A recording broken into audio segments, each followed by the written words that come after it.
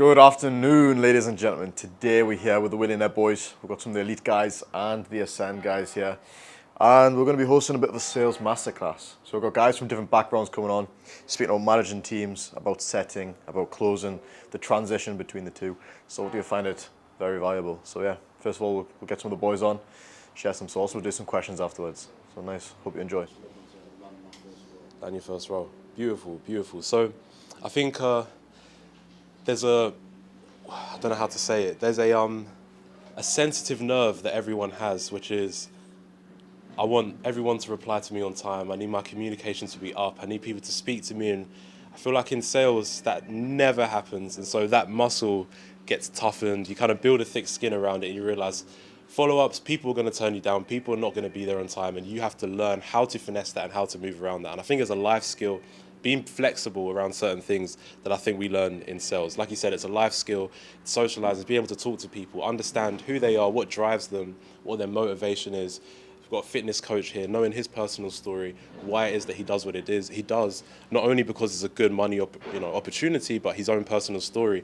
If I wanted to guide him in a direction that could help his business, I know the right strings to pull because I know his motivators. I know what inspires him, what gets him up out of bed at 5:30 in the morning to go to the gym. And I think that that's a skill that we learn in sales, right? It's never more about, for example, as I've started this conversation, it's never about here's what I have to talk about, here's what I'm going to do, but it's always what's going on in the crowd, where are you at, what are your interests, what are your desires, what's your goals, and from there I can gauge what I'm going to put here. That's what sales is. It's listening before talking. So today I'm going to be talking about closing, right? So when I got into corporate sales, I was an SDR, so an appointment seller. When I went into high ticket sales, I went straight into closing. Started closing for Andrew Tate and Justin Waller. That was the first offer I closed on. So I learned a whole lot on those offers that hopefully will help some of you today. But I guess I do have a plan of what I want to speak about. Before I go into it, does anyone have any questions, thoughts, concerns, worries, anything that you think would be helpful regarding your sales journey, your business, where you're at? I'd love to hear that and then kind of go from there. All right, so I will talk about becoming a top closer, mindset, schedule offers interviews. When Nick comes up, he'll talk about setting and how that can transition into being a closer. I'll cover the interviews as well. Yeah? Okay, awesome. So first what I'll start on is mindset, because I think mindset is the foundation of everything that we do. When I got into high ticket sales, I didn't start with a coaching program. I had no experience. All that got me on the interview to find the right offer, to end up being a closer, becoming the top closer on that offer, was this one word here, which was mindset. It was the conversations I had in the mirror before jumping on my first interview that got me the top closer on the Andrew Tate offer. It was things like knowing the successes I've had in my life up until that point, unrelated to sales, that gave me the confidence to know, hey, I can do this. And I think with sales, a lot of it is your conviction. It's knowing the outcome before you've even stepped into the ring. Kind of like fighting, right? You go into the ring and you've thought about your combos. You've thought, I don't fight, but you've thought about your combos. You've thought about the guy hitting the mat. You've thought about winning the fight before you've even stepped in the ring. And I think this is what it is with closing. So when it comes to hurdles, I would say the main thing that's really helped me is biting the bullet from the beginning. You know, a lot of people go into closing and maybe they balance their 9-to-5 job whilst closing. And I understand it. I understand some people are a bit more conservative with their risk tolerance. For me, that wasn't it. I took a 21-day holiday. I literally used all my holidays in my 9-to-5, used those 3 weeks to just close on the Tate offer, get proof of concept. As soon as I made more on the offer than I did in my 9-to-5, I handed in my notice, they never saw me again. So I wasn't gonna balance it. I wanted to jump into the deep end. You know, a couple of us first time swimming in the ocean, we had, you got your floaties and stuff. I wanted to jump into the deep end without a floatie because I knew that somehow I would find my way back up to the surface. And I think when your back's up against the wall, if you're made for it, you have no choice but to find a solution, right? And so reframing does anyone know what reframes is? So in sales, reframing is a skill that we use to help the prospect see the situation in a very different light. For example, right now we're all looking at this pool through this frame. If I was to have a distorted mirror in front of you and change some things around, your perception of what's really real is also going to switch. That's the power of reframing. So on a sales call, for example, and I'm going somewhere with this, the prospect says, you know, my wife's pregnant. We need all the money that we have. I can't spend any more money. I need to save because there's a big thing coming on. Oh, how long is your wife pregnant? 6 months. Wow, so there's only 3 months left of her being pregnant. Yeah, so that means that you got 3 months to figure out how you're gonna make more money to look after this kid. Because right now you're saving money, but saving money doesn't make us rich. It's making more money. So you got really 3 months in you to increase what you currently have so that you can look after your kid. So what he's seen as, I need to be conservative, I need to save, we reframe it to help him see, I need to make more, I need to grow. The only way you can reframe a prospect is if you've already reframed how you see things. And that is how you overcome hurdles, that is mindset. If somebody's rejecting, say you're getting a ton of no's, that's an SDR, you're getting a ton of no's, reframe it. That means that there's a skill that I don't have something tapped in, I don't have something locked in, that once I learn it, that's when I'm gonna get the yeses. This is an amazing opportunity for me to grow. If you're getting certain objections, reframe it. Okay, awesome. I'm already top 3 closer on this team. If I just dial this in, I can be the top 1% closer. And that's how you weed out really the weak from the strong. Weak people, they can't lift up the weight and they say, okay, I can't bench press this, let's drop weight, maybe I'll come gym next week and we'll try again. The strongest people weren't born strong. They dropped the weight and they said, bun it, let's do it again. Fuck it, let's do it again. And they keep pushing until they're able to, so it's reframing the entire situation. And if you can't reframe yourself, you'll never reframe a prospect. For example, not to put anyone out there, but had a conversation, I think it was a couple of days ago, with a young man who said he didn't believe in himself. Right? He didn't believe in himself because he has a coaching offer and he just didn't think, he wondered whether he could really help people. And that conversation was not me telling him to believe in himself, because if you don't believe in yourself, the answer isn't believe in yourself. The answer is just reframe how you see the situation. You don't need to believe in yourself, bro. Do you believe in your systems? Do you believe in the process that you're guiding your customers through? Oh, 100%. It's science, it works. Well, then you don't need to believe in yourself. You just need to believe that you can give them the system that's gonna help them. Do they believe in themselves? I don't know if he'd ever asked that question as a coach to himself. Do your customers believe in themselves? If they need you to be the guy that's gonna make it happen, it means they don't believe in themselves. So we reframe it. They need to believe in themselves. My job as a coach is not to change their life, it's to help them realize that they have the power to change their own life, right? And so on a sales call, what does that mean as a closer when it comes to mindset? Someone says to me, oh, I need a guarantee. You're gonna get that a lot. What's your guarantee? Why should I go with you guys? You know, what happens if it doesn't work out? Hold on a minute. So we give you X feature, we give you X support. Here are statistics of people that have done it. You told me 5 minutes ago that this is your time, your wife's pregnant, you need to change your life. You told me you are committed. Is there any way you don't get the results that these guys have gotten? Well, I mean, no, hold on, because I could tell you, yeah, I'm gonna change your life, but everyone's gonna tell you that. That doesn't matter. The only person that goes to bed with you and has to think it's you. So are you committed to your wife? Are you committed to your kid? Are you committed to your future? I am. Why? Because I've got no other option. Well then, if you have no other option, I have no other option but to help you. And I'm only looking for those who have no other option. So what do you say? Let's get started. Reframing it, right? I'm not here to change their life. I'm here to help them realize they have the power to change theirs. And so mindset is being able to do that with yourself first. Does that kind of make sense? Everything, there's a silver lining in everything, absolutely everything. And being able to see that, leverage it, reframe everything is how you grow, it's how you help your prospects grow, and it's how you help your team grow. So yeah. Cool. Does that kind of, do you feel like that was, or is anything else about mindset? Okay, so in fitness, somebody wants to lose weight. There's different factors that go into this. And I'm painting a picture, an analogy, so follow me. There's different factors that go into someone losing weight. If someone's only focused on going to the gym and running 20 minutes on the treadmill to lose weight and they're not losing weight, they can go, man, I didn't hit my target of running on the treadmill. They need to give themselves some more opportunities to hit their targets in their life, meaning their calorie intake, the type of food they're eating, are they drinking enough water? All these little things play a part into them losing weight. So when someone doesn't close or hit their KPI, they think it's just a sales call thing. There's so much more in their life that if they dial in, impacts their selling ability. What do I mean by that? So we wake up in the morning with a tank full of a certain amount of energy, right? Let's call this the self-belief bottle, right? The self-belief bottle. Because all sales is just a transference of conviction. If I have zero conviction, I was saying it to a friend earlier, that I was training up a sales rep who, she was great, her tonality, she's warm, all of this. When it came to price dropping, I could tell that's where she's losing the deal. Because she'll drop the price, she'll say, okay, so for everything we discussed, you know, the guy in my opinion is a laydown, it's gonna be $6,500. I'm like, you have no conviction in the way you're saying it. If you say it with conviction, they will hear it in a different way. She said, oh, it's $6,500. If you say, oh, so it's just $6,500, very simple. You know, cover enrollment on the call, we'll get you set up, we'll send you the onboarding docs, ready to get started. Their conviction impacts how they hear it and how they receive it. But that conviction cannot be faked. People talk about fake it till you make it. You can't fake it till you make it. The self-belief bottle. So you wake up with a bottle of self-belief.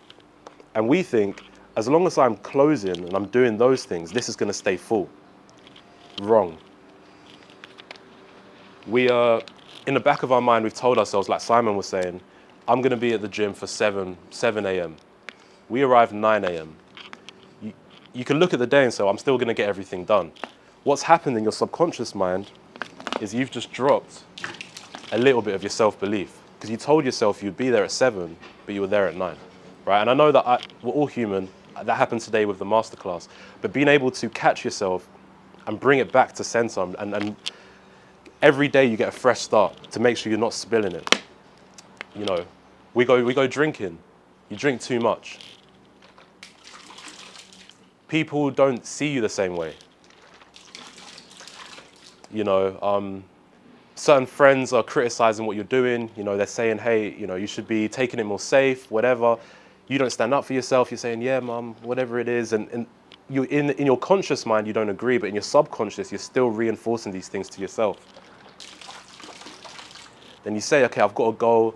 For the next 2 weeks, I'm going to do outbound, 100 outbound messages a day. You do 50 on Monday, you do 70 on Tuesday.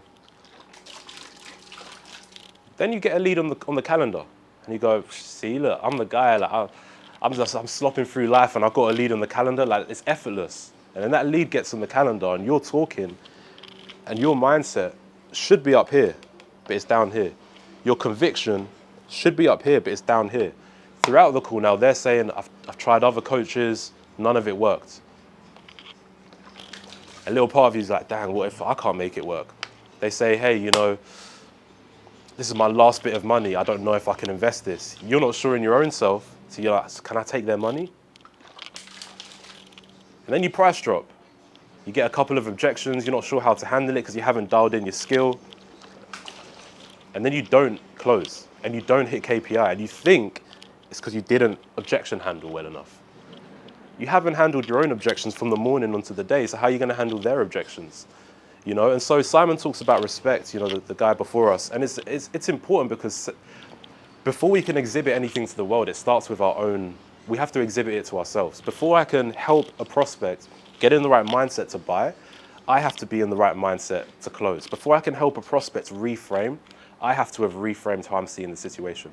Before I can get a prospect to respect me enough to give me 6K on the spot, I need to respect myself enough to not let this slip throughout the day. And it's very, very little things.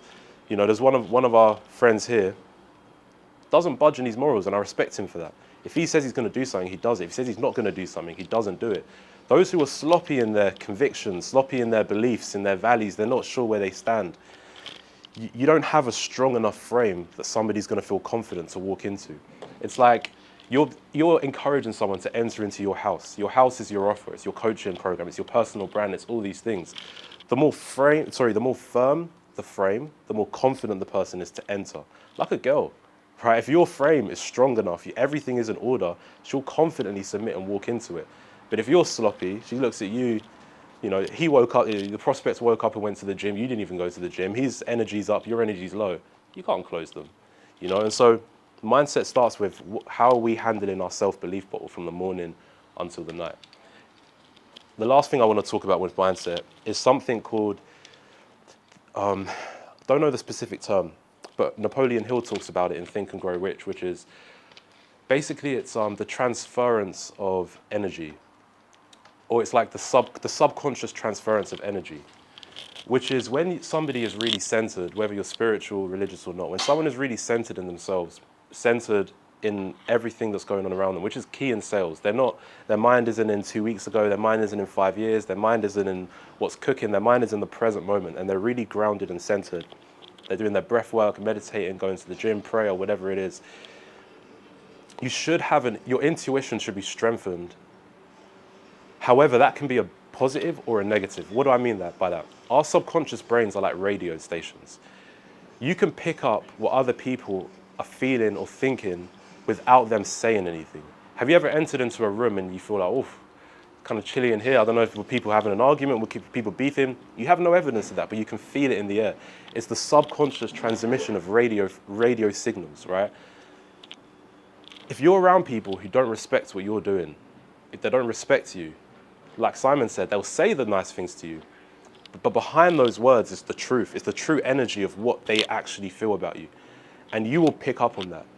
I don't know. I've been around people where I feel like the guy. I feel like I could close anything. I could close any window, any door. I could close anything. And I've been around people where I feel like, I was saying this to him actually, I'll give a practical, real situation. So I was on an offer once where, first time on the offer, within the first month I was top closer. Not to flex, but I'm trying to paint a picture. It was a 6K offer. I remember I was closing more. They started to call me the piff guy. I was closing just piff after piff after piff, paid in full after paid in full. They weren't used to that. And they started thinking that I was being too aggressive on my sales calls. Which, I mean, if you see my personality, that's not it. That's not the case at all. It was pure skill. But they thought I was being too aggressive. And so on sales team meetings, they would start saying, you know, if someone literally has 8K, don't feel like you have to take the 6. You can break up the payment plans, this and that. You know, maybe you're being too aggressive with it. And I'm thinking, shouldn't you guys be clapping? Like, shouldn't you be celebrating the fact that they were like, you know, just go for rev generate. If you have to break it up over 12 payments, in-house payments, just do that. I'm thinking, I don't get a salary. This is my commission. Why am I going to break it? I'm not, you know what I mean? So, but what happened is my cash collected month after month started decreasing because they got in my head that whatever I was doing might not be the best thing, that I should break up payments, that I should go for, and it started to chip away at my own conviction of going for the piff. Typically, if I said I'm going for the piff, they say I can't do it, but I knew they could. I'll sit there for 40 minutes. I won't say a word until they piff it. But because they started chipping away, and they started going and tipping away at the bottle, before you know, I'm okay, 2 payment. All right, let's just do a 3 payment, whatever it is. So if you're around people who don't have full conviction in what you're doing, they can say the nice thing, they can cheer you on, but you don't realize they're chipping away at your subconscious self-belief. And so even your boys, guard your image. You know what I mean? Guard your self-respect, because your boys will cheer you on, but if they see you in a less respectful way than they first saw you, it's hard for you, your self-image and your self-respect to rise up. So mindset starts with yourself, you know. How can you stop people from emptying your own self-belief bottle? Get ruthless. I think because I'm older than a lot of guys, I don't care anymore. You owe nobody anything. You owe nobody anything. When it comes to your energy, you don't owe anyone anything. And the reality of it is this: if people are saying, let's talk about money. You know, Dan will cover it. Dan will cover it. If I keep covering it, I'll have nothing left to keep covering it. I have to save so that I can cover it. I have to look after my money so that I can look after my people. It's the same with your energy. If someone for a second enters into my workspace and brings any sort of negative, I'll come talk to you in 2 hours. Just wait out there. I'll say it. I don't care if you're my girl. I don't care if you're my mum. I don't care if you're my dad. I don't care. Like, you are not bringing that into my space, because I optimize down to the level. I love to talk about practical things, but I've optimized down to the level of even mindset, where it's like, I know that certain words, certain body language, certain reactions can throw you off, especially if you are grounded, because you'll pick up on it. And so how do you guard yourself? I mean, maybe if you don't want to be ruthless, I would say just setting up boundaries, like in a practical way. Putting in your calendar every single part of the day. So this week we're on holiday, so we've been relaxing, but typically when I'm in closing mode, I will schedule gym time, I'll schedule prayer time, I'll schedule family time, I'll schedule relationship time, I'll schedule work time. And my goal, I'm not amazing at it by any means, but my goal is to just be where my feet are. So if it's now time to be in chill mode, laugh mode, I'm in chill mode, I'm in laugh mode, I'm trying not to think about work. But if I am in work mode, communicating even to the people around you that, hey, I'm in work mode, this is where I'm at. I'm probably not going to be as like sweet and nice and kind because I'm just thinking numbers. I'm thinking, systems don't care about emotions, and that's where my brain is. It's nothing personal. At 11 p.m., me and you will X, Y, and Z. Setting clear boundaries, I think people respect it, and it's an easy way for you to get to guard your own energy, guard your own time, and things of that nature. So I'd say boundaries and not being afraid to do that. I would say. Yeah, so like one thing, like what you were saying about the self-belief ball, that really resonated with me a lot because I feel like as a man, there's certain things you have to do to have self-respect, right? So for me, for example, I like to go to the gym, I like to tick that box off, right? But I feel like I've got a lot of discipline in some areas of my life, so my fitness, my nutrition. But when it comes to working on my business and doing those types of tasks, I find that I'm just not that disciplined. And it's really weird, like being really locked in one area of life and not having that same discipline in other areas. So my question is, like, what do you think I can do to like become locked in business-wise as I am with fitness? Did you put your hand up? Yeah, got an answer for you. Yeah, no, I got an answer, but go ahead.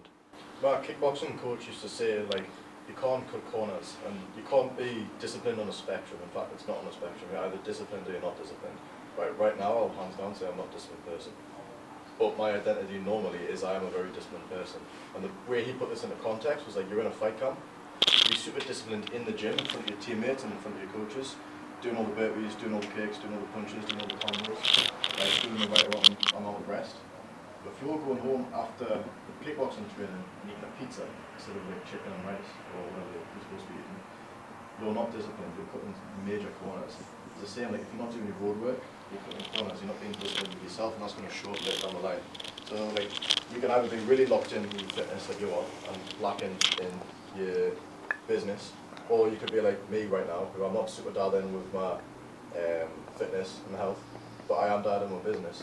That's going to catch up. That's like seriously going to catch up. Could be image-wise. It's like, I need to be jacked if I'm leading a community of absolute killers. I also need to be making the money, so I need to be everything. The same with you, like if you're dialed in with fitness, that's great, but if you're not dialed in with business, you're not going to help people. Because you're not going to be able to close them, you're not going to be posting the right content to nurture them and get them into your like, coaching program. So I feel like that's the question. Discipline, you're either disciplined or you're not, and you can't be one or the other. You can't be like on the spectrum, you can't be like nearly disciplined. You've just got to, and when you have that mindset as well, you will just be a much more disciplined person in general. And I don't think, if it's the thing that there's no spectrum, I don't think anyone is 100% disciplined all of the time. But I think the reality is the kind of goals you're setting yourself as well. Because I just want to be truthful. Like, I'm not going to sit here and say, well then, if you're not working in your business 24/7, then that means like, boohoo for you, you're going to fail. I'll be totally honest with you. It's about the goals you've set yourself. The self-belief bottle, if genuinely on a conscious and subconscious level, this thing, having a beer at night, that doesn't impact you. You don't care. That doesn't chip away at your belief. It's like, I don't care, I'm gonna do it. For example, I feel like a lot of people here have heard my beliefs, my values, my morals. Some people don't share that at all, but it doesn't chip away at their subconscious. They're just like, I don't care. Like, I'm gonna live this way and I'm gonna live this way. If they do something that in my mind is like a lack of discipline, because they don't believe it is, I personally don't think it's chipping away at their self-belief ball. What do I mean by that? I like to go to the gym, but I can have a glass of Coke, like I can have a chocolate bar, and I genuinely don't care. And I don't think that's chipping away at my own self-image. But for someone who's told themselves, I'm not gonna have a Diet Coke and I'm not gonna have a chocolate bar, if they do it, it's chipping away at their self-image. So I want you to have a question with yourself and have a think. Are the things that you're setting yourself as tasks to do genuinely things that you want to do and have to do for your business? Or have you just heard that this is the right thing to do and you're forcing yourself to be someone that you're not, right? Because I would say start with tasks that you can do. It's like a snowball. build up your self-belief, and then set a new task, as opposed to, okay, cool, I'm going to build a 6-figure, fitness coaching program by the end of 2026, and then when you haven't done it, you're doubting yourself. Like, set a target. If it's just going to the gym, okay, cool. If it's just like, I'm going to put the camera up and I'm going to record, just do that. Okay, cool. By Tuesday, I'm going to edit this. Cool. I've got 10 reels. Nice. I'm going to put a caption on all of them. I'm going to post it bit by bit. Do you know what I'm saying? Just snowball it. Don't go top down. Like, yes, we want to reverse engineer, but then you want to go from where you are back up there, if that makes any sense. And then there was another thought that I had, which was the idea that, it skipped my mind, but it skipped my mind. Maybe I don't need to say it, but I would say also, it's gone. But I think hopefully that helped, man, and hopefully Will's answer helped as well. Yeah. Sorry, I remembered it now. Fitness is a passion for you. You love it. It means so much to you. It's changed your life. Amazing. For the success of your business, that doesn't matter. What do I mean by that? I love communicating. I love talking. But my love for it alone is not what's going to make me successful in closing. I have to be able to detach my emotions from it as well. Meaning, if you're disciplined to go to the gym, it's because you love the gym. You might not love the business part of it yet. And therefore, it doesn't drive you as much as the gym drives you, which means that you're driven by your love, your passion, and your emotion. For the success of your business, you can't be driven by that. And I would say practice internally recognizing what's driving you and seeing if you can find a new fuel to drive you separate to your passion for the gym. Because if you can start to go to the gym from a place of, or if you can find a new motivator other than your love and your passion, it will be easier for you to transfer that to your business. Because I think if every day it's like, I just love the gym, I'm passionate about it, but your business side doesn't have that, you need to find a new motivator for your business, separate to the passion and the love. You know what I mean? Like, would I say I'm passionate about end of day reports? I'm passionate about updating the CRM. I'm not passionate about that, but I'm passionate about certain things that I can use as a wire to make me focus on the business side of things. Does that make sense? So finding a new motivator, and don't be driven by your feelings and your emotions, otherwise you won't get it done. And then the way you'll know if you're driven by your feelings or emotions is look at the rest of your life. The other areas of your life are led by just how you feel. If so, then in business it's probably the same, and you might need to optimize that a bit. Kind of back to the self-belief thing. The bottle, when you wake up to the end of the day, are you making choices based on how you feel? Or are you making choices based on what has to be done? And if you're making choices based on how you feel, it's probably when it comes time to business, because you don't feel like it, you're not getting it done. And so on a day-to-day, maybe start implementing things you don't feel like doing, small tasks. Like, a lot of people cold shower for that reason. I don't cold shower because I don't care. I've got melanin. I don't need more cold, right? But if it's like reading a book, right? There's certain days I don't feel like praying. There's certain days I don't feel like reading the Bible. But I have to do it because I have to. And my motivation is I have to do it. And that muscle has been fasting. Me and Jack were talking about fasting. Fasting isn't fun, but I have to do it. When I say I'm going to do it, I have to do it. And that muscle of I have to do it, now when it's time to the business, it's just like I've strengthened a new motivator, which is just, it's not I feel like it anymore. My diet, my alcohol, all of that, it's like, it's not just how I feel. I just have to do this. I have to do it. And so when it's business, you have to do it. So you're saying develop the discipline muscle by doing things I don't want to do, so that when it comes to doing business, I've got the strength to push through something I don't want to do. Yeah, man. And I don't know if it's masochistic or sadistic, but I think that you hit a point when doing things you don't want to do where you flipping love doing the things you don't want to do. Like you love it, man. Like pushing a certain weight, I don't feel like doing it, but the fact that I'm doing it when I don't feel like doing it, bro, the amount of self-respect I got for myself in that moment. I don't want to wake up at 5 a.m. and pray, but I'm doing it.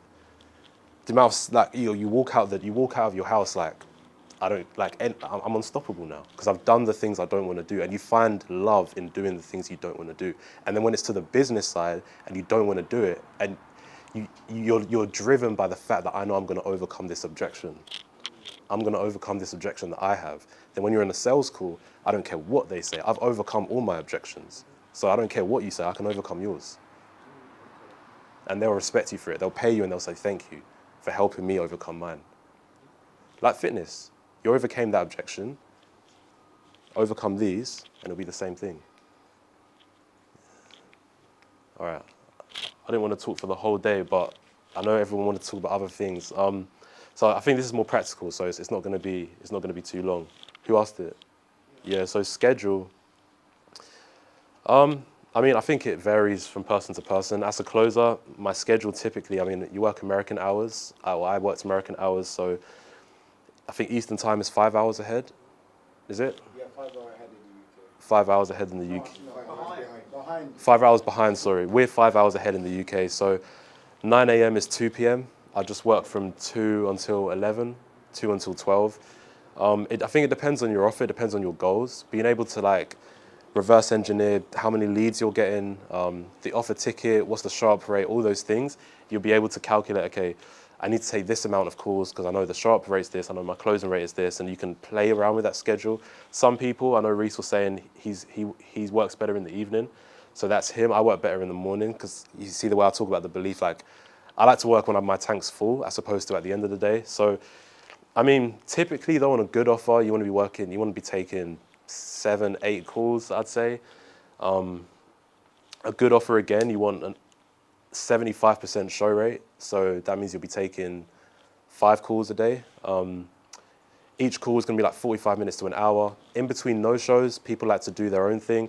Typically, what you want to be doing in between no-shows, updating your pipeline, talking to old leads, nurturing the new leads, and things like that. But it's pretty much a standard day. I'd say, yeah, I mean, when I work, I'd work 12 hours days. I'm not on calls for 12 hours, but I'll just block out 12 hours, and that's just like pre-nurturing, closing, follow-ups, reviewing my calls, team meetings, and things like that. But I think it's flexible for everyone. So, yeah. How to find a good offer? How to find a good offer? So, to be honest, man, I think the industry's become oversaturated, meaning the places where you used to be able to find offers 3 years ago are not the best places to find offers anymore.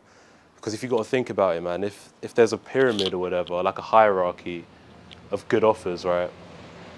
Down here is all the guys who have just been watching YouTube and they heard about high ticket closing and they've joined a group on Facebook and they're like, okay, I'm going to find a good offer. So you've got all like just the bottom of the barrel guys, to be honest. But people here, maybe they've invested into a program. Here they've invested, I don't know, 3, 4, 5K into a program. If I'm an offer owner and I have a good business that's doing 200K a month, am I going to start looking here for sales reps? I'm probably going to go here.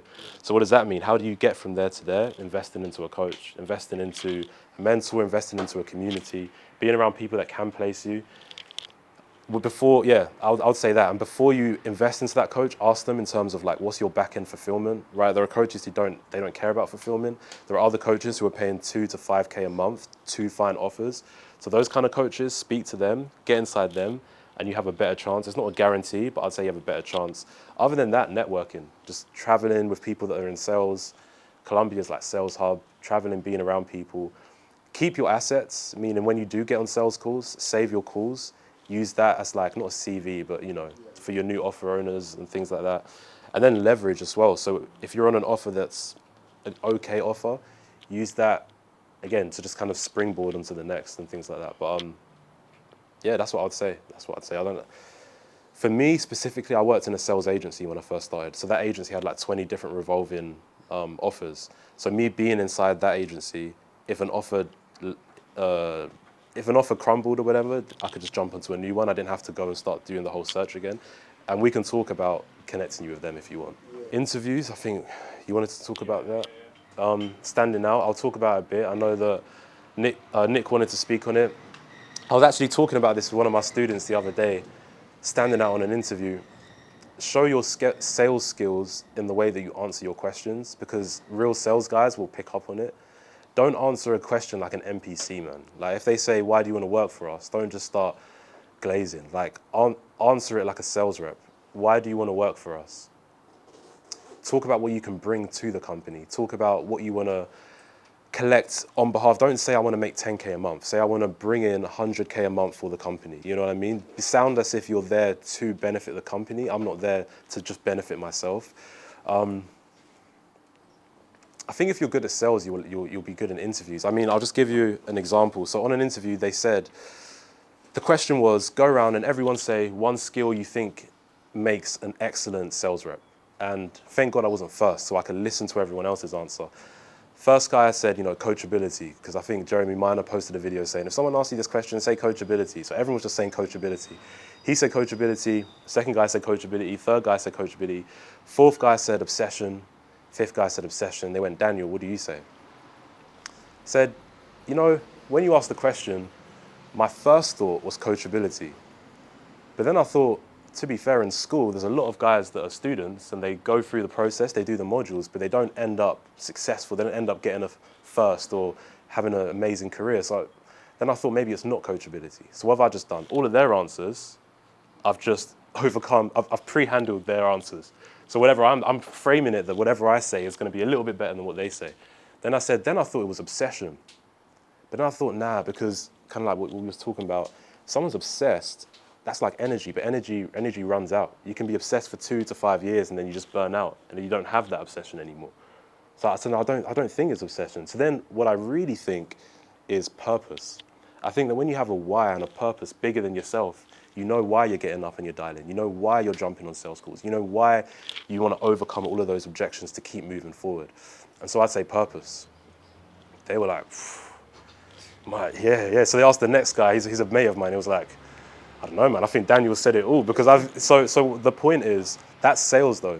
You know what I mean? It's someone could jump in on a call and saying, yeah, I was looking at joining Jeremy Miner's program, and your ability to present why Jeremy Miner's program might not be the right option for them in a subtle way that they can't really tell, and then bringing the attention back to what you're doing and framing yourself as just a little bit better.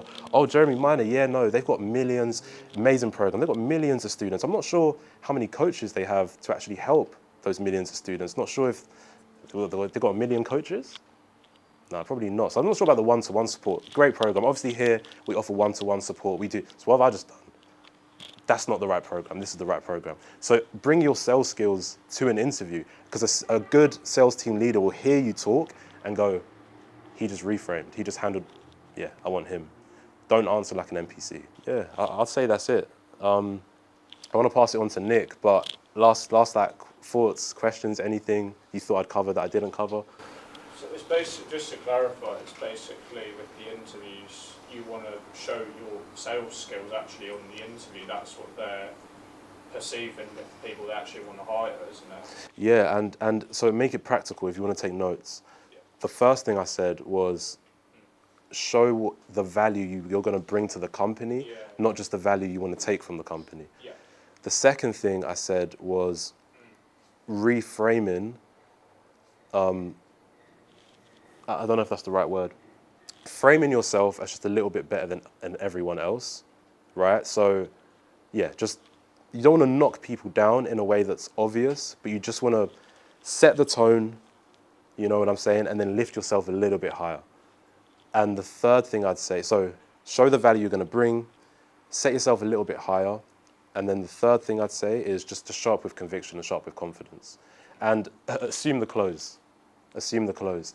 When I start working with you, what's kind of the first week? Is there kind of like training, onboarding?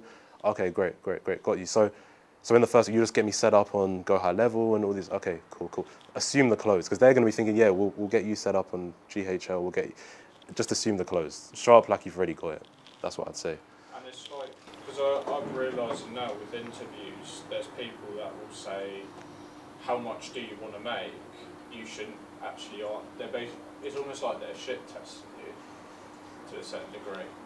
Yeah, I mean, if you want to use those words, but I just think, man, as a closer, listen, guys, as a closer, if someone's asking you a bunch of questions, do you just sit there and answer their questions? Answer and ask back. Answer and ask back. Yeah. Don't change that just because you're in an interview, mate. Answer and ask back. So, how much money do you want to make? Yeah, obviously, I'd love to make that amount of money, but I think the real question is, what's your company been making over the past 4 months? Okay, where do you see yourself? What do you want to do by the end of the year? Got you. All right, so that means you're just looking to make an extra 200. Right, well then I'd say I'll change my goal. Obviously, my goal isn't just about me. My goal is for the company. So if I wanted to make 10K, I guess I'll make 20. See if I can really help you reach that 200. What are you looking for? What do you feel like will help a closer on this offer actually make this 200? Well, we've seen a lot of sales reps, they get started and, you know, they don't really have the drive, they don't have the, really, why do you feel they have the drive? Well, you know, I just feel like, I don't know, they're young guys, they're this, yeah, I get that. Well, I mean, obviously I'm not just here to sell myself, but in terms of drive, you ain't got to worry about that. You ain't got to worry about that with me. Obviously I want to just talk like that. Don't just be an NPC answering questions. Get into their head. What are they driven by? Where do they want to be? Do they want to get funding? Yeah, then awesome. Go from there. Yeah, thank you for that. I have a question. So would you interview, like it's like you interview the interview? Bro, I'll do that all the time. And they'll catch it and they'll be like, hold on, I'm the one interviewing. But they respect it, man. It's respect. Like, it's respect. Because again, if they know sales, they'll know what you're doing. And they'll say he's good. Like he took control of the frame. He's good. Yeah, when you're ready. Okay. So a bit about myself before we get into it. I've been in sales exactly a year last week. So I was kind of working my 9 to 5, always wanted to make money online, wasn't really sure where to actually go and what to do. And I had a conversation with Junior and actually before I even knew anything really about sales, I gave him money like 2 days later to actually just train me up and just dive straight into it. And then like 2 weeks later, I quit my 9 to 5 before I even made money online. So because in my back of my head, I always knew that if you put yourself in an uncomfortable position, you have no choice but to succeed, right? So with this whole, with the appointment setting thing, I'm not really gonna go into the basics of stuff. I'm gonna ask you guys, what do you guys actually want to talk about in terms of appointment setting, offers, mindset? Anyone? I think for me it's more like, because obviously when you're on a partner setting, right, like the whole sales cycle of like getting the deal closed, you're just setting the deal, like you're not actually obviously collecting the premium like at the end of the call. Like how do you kind of switch your mindset to like everything is down to me now as a closer, you know what I mean? Like whether this deal closes or not. So the question is, Like how do you shift your mindset? Like can I actually do this? Like can I actually? so that kind of goes back to what Daniel was saying about like belief in yourself, right? And with appointment setting, you shouldn't really be thinking about like the outcome, how much money you're going to make from a deal, right? Because it's sales. Your job as a salesperson is to actually help a person. So kind of detach yourself from the outcome. And firstly, if you don't really believe in yourself, you can't really set a person, right? Because how are you going to set that person on for a call with a closer who's then going to change their lives if you can't really do that for yourself? That can answer your question. Yeah. Does anyone have any other topics they kind of want me to go over? This one might be for Junior, so tell me if it is or not. How can you make a setting style for your reps to follow? I know a lot of people talk about getting a copy and paste ready, or like looking up to be copy and paste. Maybe there's a better way to use. But how can you find that, and how can you make it work to your offer? More relevant for Joe's way as well. Anyone will know. But I'll touch on that framework and structure. So best way to set people is by having a genuine conversation with them. In sales, your purpose isn't to like sell someone. It's to actually help them, right? So when you're having a kind of like, if you're making a framework, the best way, like I've learned from Richard Yu, because he was making $1 million a month and I hopped on his offer, was to obviously have your intro question, then qualify like how old are you, what do you do for work. Then you want to go into pain/goal. So what are you truly trying to achieve with this? Then from there, you want to go into the time frame they wanted to achieve that. And by doing that, in their head, they're going to be like, I've wanted to achieve this goal for the past 5 years.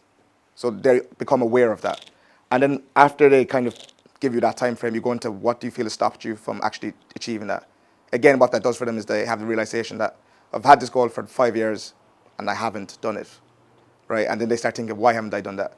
So you don't want to like assume things inside like saying, you want to kind of, you don't want to give them options either. You want them to think about the answer themselves. So when you say, what do you feel has stopped you, instead of saying like, do you feel like it was your schedule, your routine, time, you don't say any of that. You just say, what do you feel has stopped you? They're going to tell you the answer of what has actually stopped them. And then from there, you want to go into like, it depends on the offer, because I've been on offers where they'll go straight into like a VSL or they'll go into the financial question. What I can do is, I'll give both scenarios. So if you're going into a VSL mid-conversation, the best way to do that is to frame it in their benefit. right? And this is for no-shows as well. When you're setting, if you frame things in their benefit, they're more likely to do it, right? So if you're framing them for VSL, it's like, I have this 20-minute video where it breaks down how I can help you step by step to achieve your goal. It's about them, right? And they're more likely to actually do that. Then once they watch the video, you ask what their takeaways is, and then from there you get their buy-in, okay? What were your main takeaways? They'll tell you X, Y, Z, and do you feel like this can actually help you? Yeah, cool. Then you actually pitch the call then. So when you're pitching the call, again, in their benefit, right? Would you be open for a conversation where we can show you X, Y, Z on how we can actually help you achieve your goals? That's how you actually decrease no-shows as well, by actually framing everything in their benefit. Yeah, answer your question. Yeah. But, offers. Who asked about offers? With offers, it's funny enough. You obviously have the people that do like 200 outreach messages a day. It doesn't really work. It worked before, but it doesn't really work anymore. The best way to go get offers is by, I think Daniel said it, by like networking, communities. So the way I got my first offer was I joined school, and then like in school there's loads of offers, there's loads of communities. So you literally just join those communities, they'll have job boards and you're able to join them, right? Those are obviously free ones, right? And if you want to actually like speed up the process, invest in yourself. There's a load of places where you can just give your money and you get access to pipeline of offers. And to be honest, that way is probably the most effective, right? Because you're saving your time. You're able to actually get to where you want to be a lot faster as well. So, and then how to actually vet offers. When you see an offer, a lot of them kind of do bullshit, right? They'll say like, oh, we're 500K rev a month. Ask them what the cash collected is. So like if you see 500K rev, that's not how much the offer's actually doing. You want to actually ask them what's the cash collected, because that's how you know what the actual OT is. Interviews then. Who asked about the interviews here? Not sure. I've got a question on offers while we're still on it. How does setting differ on B2B offers and B2C offers? Good question. With B2B offers, obviously those people are more opportunity aware, so you're not really dragging out their pain or goal. You have to ask them questions about their business, where they want to be, what their business is struggling with, and do they need help. So you don't really ask the questions about like the person themselves. Whereas B2C, you have to find their pain, goal, because they're not opportunity aware. With B2B, the kind of points I was getting at with that question was, with B2B people, if you're speaking to other entrepreneurs, especially in the online space, they kind of sense that they're being set. So how could someone who's working on a B2B offer try and get around that issue? From experience, whenever I'd have like that person that has the ego, is like, I know I'm being set here, I don't drop my frame. I'll tell them I have a process that I bring everyone through, no exceptions. If that's cool, we can continue. And 10 out of 10 times, they'll just fall back in line. Nice, that's good. And then interviews. So what advice would you give to me in terms of like setting and booking more calls? On how to actually book more calls. Yeah, as in like how to book more calls in the end. What's your process? Are you doing like inbound, outbound, ads? Yeah, right. So the ads, as I said before, those are going to get launched next. But right now it's primarily outbound and a little bit of inbound, but primarily outbound. Okay. To book more calls, I don't know if any of you have heard this. Have you heard of speed to lead? Yeah. The faster you can get to a person, the faster their sales journey is, right? So the whole point of that is if you give someone barely any time to think about it, they're more likely to actually jump on a call and close the deal. So if you can make their sales journey really short, their deal is probably going to close a lot faster. So prioritize actually talking to these people really, really fast. I don't know, do you have a setter? Yeah, I've got one setter, yeah. How hard does he work? 40 a day, 40 outbound per day. Okay, bet. And then does he do follow-ups? Yeah, but I probably push him more for the follow-up. How many follow-ups a day? He tries to do all of them, but he doesn't always do them. So if you're doing 40 outbound messages a day, that's about 280 messages a week. So the best way to get people back in the pipeline. With your follow-ups, like you want to do it like a casual follow-up, right? Something like, hey, I just finished the gym right now. Thought I'd check back in with you. So it's like nice and casual. But if they don't reply to that one, you need to go for a second follow-up. You kind of want to slap them in the face a little and say this is like, if they're actually interested in it, just be like, this requires time. Is that something that you can actually dedicate towards right now or something along those lines? And then usually they'll reply after the second one, right? Because they realize like, oh, I actually need to text this person back. Yeah. And by the way, so the thing about speed to lead, are you basically saying that the response time needs to be quick? Yeah. Yeah. Yeah. Cool. So like don't leave like hours and hours between. Yeah. I'll give you an example. I took like 3 weeks off setting, and my first day back, I was talking to like 50 leads like in the one go. So I was like back-to-back conversations. And everyone that was replying to me really fast, I prioritized them. And then what happened that day was I collected 30K cash collected just because I prioritized the ones that were actually replying really fast. Because again, like the speed, the sales journey, right? The quicker you can get them in the door, the quicker they don't have, the less they have to think about it, the quicker the deal closes. Makes sense. And what was your question on the interviews? Well, yeah, just like how to stand out on interviews. All right, so if I asked you, what are you looking to achieve with this offer? What are you going to tell me? Initially, I'd say that I want to do the best for the team and the best for myself, and I can bring this, and this to. But why? So, just like in terms of strengths, like coachability, work ethic, hunger. Okay. With interviews, like I've landed every single interview I've gotten on, and it's because on the interviews they hear the same thing all the time. I want to make 10K a month with this offer. I want to achieve XYZ. I want to buy a nice car, whatever the fuck it is. They don't care about that. They really don't. If you, I have it down there, purpose. So you actually tell them the reason why you want to make money, right? If I hopped on an interview, I'm telling them I want to retire my parents. I want to lead by example for my siblings. That's the stuff they care about, right? Because they know that's a person that has goals, has a purpose, and will actually work harder than everyone else. It's like a reason why. Yeah, a reason why. And what was the other thing that I just thought of as well? And then there's trick questions on interviews as well. Like, if someone asks you, like, what's your schedule? Like, what are you saying? I say how I'll just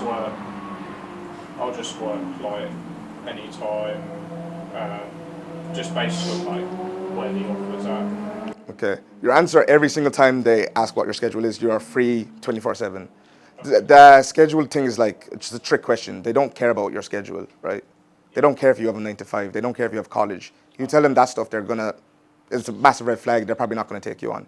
It happened to one of the guys I'm training. He landed an offer with 3K base, and everything was good. He was going up to the onboarding call, and then before he hopped on the onboard call, they asked him what his schedule was. He then told them, "Oh, I have college." Do you know what happened? He didn't hop on that offer, so he missed the chance on having 5% commission and 3K base just because he told them his schedule. Yeah, makes sense. And how would you like overcome, say, trick questions, for example? They don't really have that many trick questions. Literally just the schedule thing. They want to see like how much work you're going to put in. Yeah, they want to actually see if you're committed. And then as well, I know Daniel said that he was kind of waiting for everyone else to answer when he was on the interview. One advice I got from a sales manager was always be the first person to speak as well, because that shows that you have the balls. That shows that if you're the first person to answer, like you can't copy anyone else's answer. Like you stand out automatically. Yeah, to be fair, like that was something I did actually implement when I did do like recent interviews. I just made sure I got my foot in the door before anyone else, because it just shows like authority and you can actually lead. Yeah. Lead by example. And another thing as well, this is like a small thing, but like don't ever join an interview on your phone. Because I had a guy before, he hopped on an interview on the phone and he was automatically disqualified. Like it was like brutal, but like first impressions matter. That's something I wanted to share as well. Someone I was speaking to, they were saying how, like, there's something I learned very recently, that they literally will see everyone join, and they'll find out, oh, this person's not getting in. Like they'll disqualify you immediately. Yeah, like imagine being a sales manager and you have people joining your call and one of their names is iPhone. Like, why would they pick you over the other ones that have a nice setup, they came prepared, and they're ready to go? Yeah. But does that kind of answer your question on interviews and stuff? Do you have any other Yeah, questions? yeah, no, thank you. But does anyone have any other questions on? Add to that as well, and with interviews follow up as well. Oh, Because sometimes people they crush an interview, but then the interviewer gets busy, the offer maybe things stalled, they weren't, and they just let it go. Yeah. Follow up, put them in the email, like treat it like they're a lead. If you have to record a loop, send it to them. Just treat them like a lead and close the door.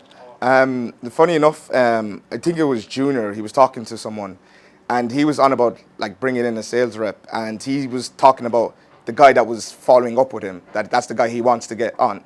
So like that shows you like if someone's following up, they're hungry. They really want to get to work.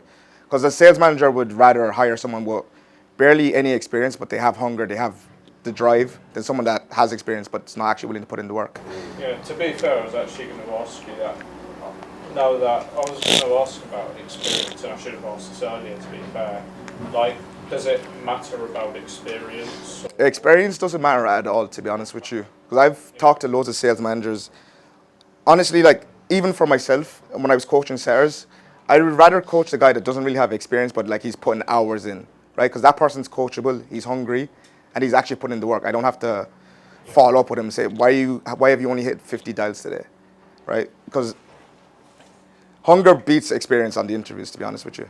Makes sense. Because sometimes it's like, I'll be honest, like I used to try and just say, oh, I did this number, and then I'm realising the mistake is that can come across inauthentic, whereas if they ask me about numbers, I've just got to be more real and just show that I'm actually willing to do what it takes to actually succeed in the role. Like, that's more important than saying your numbers is something I've learned also. 100%. For interviews, I think the biggest thing is showing that you have an emotion, you're driven, and you back yourself, right? Yeah. Like I hopped on an interview with Richard Yu's team, and they were doing $1 million a month, and I was just having a good conversation with the sales manager, and I actually shed a tear like when I was talking to the sales manager, because I was just talking about my own goals, but like from there I was literally in the door, because he's seen the emotion, he's seen how much it actually meant to me. So like sell yourself on that side of things as well, right? If you have a reason why, tell them. You want to retire your parents, tell them. Yeah, and even if it's like making someone proud, it's like... Yeah, that's still a why. That's still better than I want to make 10K a month. Yeah, I want like to be financially independent, yeah. Like that's a thing pretty much not to say. Yeah. No, I appreciate all that, and thank you as well to Daniel as well. But, do any of you actually use setters for your offer? You use setters? Do any of you? But the best way to I'll go into a bit on how to actually coach setters. Setters can be like very lazy sometimes. Like we can agree that. The easiest way to kind of get the most out of your setters is by having daily calls with them and actually holding them accountable, right? Because if you're holding people accountable to KPIs, like they're not going to fuck up. They know that if they don't do this, there's going to be someone on their case 24/7. So best way to actually get the most out of your setters is literally just be on their case 24/7, right? With good setters, you won't need to be, but if you see your setter not actually like putting in the work and you're constantly on his case, you probably have to get rid of him. As brutal as that sounds. And I wanted to talk about internal and external kind of a mindset thing. Do any of you know what like internal like excuses are? No? Do any of you know what external excuses are? Would you say external things are more like outside of your control? Right, yeah. So it's like when you hop on a sales call and the lead tells you about, I don't have enough time, I don't have resources, I don't have the knowledge. All of that stuff they tell you is actually bullshit, right? Because it's not about having time. You can make the time if you really want something. There is hundreds of free videos out there to actually get the resources and get the knowledge. And then money as well, it's not really about having money. If you really want to get resourceful, like you can make it happen. So like this is something I brought into myself as well when I'm setting whatever I'm doing in life, is instead of giving yourself those external excuses, or if you notice yourself giving yourself external excuses, kind of ask yourself, why are you giving yourself those excuses, right? Like if you're procrastinating, it's a lot deeper than that. If you're being lazy, it's because of something. It's either the fear of something, fear of failure, fear of success, fear of judgment, self-doubt. Just always ask yourself, why am I actually not doing this, right? Because you can't tell me you procrastinate for no reason. You're just thinking about it. Was that fair to say? Yeah. My first time doing this. What else can I talk about? Yeah. It's more from like a operational standpoint of setting. Where I was at my 9 to 5 before, I had to set over the phone, close over the phone, everything was done over the phone. So where I'm at with my offer now, my own agency, part of the SOP, the closing and the audit is done over the Zoom or like a Google Meet with the prospect. So it's quite a new process for me right now to call someone up and get them to commit to an actual video call. So I was just wondering if there's any good tips you have just to get someone to commit over the phone to an actual meeting rather than I'm used to just saying, okay, I'll give you a call on this day. It actually is really easy. Like going back to what I said at the start, people don't like to feel like they're being sold to, right? But if you hop on the call and you have a genuine conversation with them and you kind of talk to them like they're your friend, they're going to open up a lot to you and they're actually going to be down to kind of jump on a call, right? But if they feel like you're hopping on, you're asking them sales questions, interview questions, they're going to have their guard up. They're not really going to be willing to jump on a call. They're not really going to be willing to do whatever. But if you just have a genuine conversation, because behind the screen is a person, right? No one wants to be sold to. They'd rather someone actually try and help them. So just kind of think about that. If you kind of feel like someone's being a bit resistant, like try to acknowledge them or try to actually get them to open up. But